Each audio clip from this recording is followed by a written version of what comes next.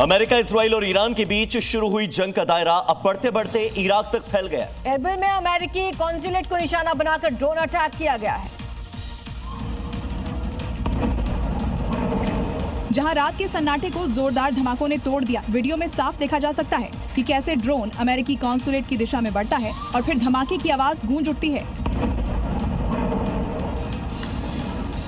जानकारी के मुताबिक ये सेरबेस्टी इलाके में यूएस कॉन्सुलेट जनरल के पास एक के बाद एक 4 विस्फोट हुए। हमले के बाद पूरे इलाके में हाई अलर्ट जारी कर दिया गया है। सुरक्षा एजेंसियां मौके पर तैनात की गईं। हालांकि किसी के हताहत होने की पुष्टि नहीं हुई है। ईरान ने सऊदी अरब में भी अमेरिकी ठिकानों पर कई अटैक किए हैं। मिसाइल और ड्रोन से किए गए हमलों में रियाद को भारी नुकसान पहुंचा है। अमेरिकी मीडिया रिपोर्ट्स के मुताबिक रियाद में रिफाइनरी और अमेरिकी बेस पर बैलिस्टिक मिसाइल से हमला हुआ, क्योंकि ईरान ने पूरी ताकत के साथ रियाद में अमेरिकी सेना की बेस पर हमला किया, जिसके बाद तेज धमाका हुआ और आग लग गई।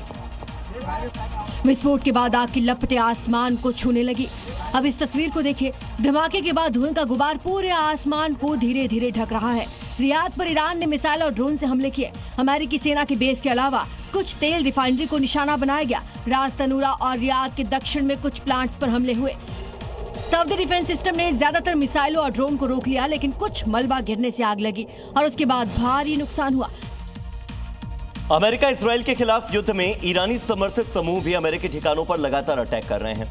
ईरानी समर्थित एक मिलिशिया गुट ने वीडियो जारी किया और दावा किया कि जॉर्डन में अमेरिकी सैन्य ठिकाने पर मिसाइल से हमला उन्होंने किया है। में अमेरिकी मिलिट्री बेस पर मिसाइल अटैक का जो वीडियो जारी किया गया है, उसमें ईरानी समर्थित मिलिशिया के लड़ाके अंधेरे में मिसाइल को तैयार करते नजर आ रहे हैं और मिसाइल को तैयार करने के बाद वो अमेरिकी मिलिट्री बेस पर दाग देते हैं।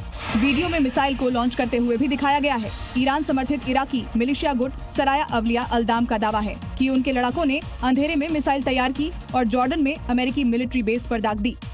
हॉर्मूज पर फंसे हुए अब किसी भी तरीके से इन इलाकों में अपना दबदबा बनाए रखना चाहते हैं। यही वजह है कि ईरान के जंगी जहाजों को पूरी तरह खत्म करने का प्लान है। अमेरिका ने एक और जहाज को अपना निशाना बनाया, जिसकी तस्वीर जारी कर अमेरिका ने ये चेतावनी दी है कि वो अभी इस मुद्दे पर पीछे नहीं हटेगा और जरूरत पड़ने पर और तेजी के साथ हमले करेगा। इस टारगेट को अमेरिकी जंगी जहाजों ने अंजाम दिया है।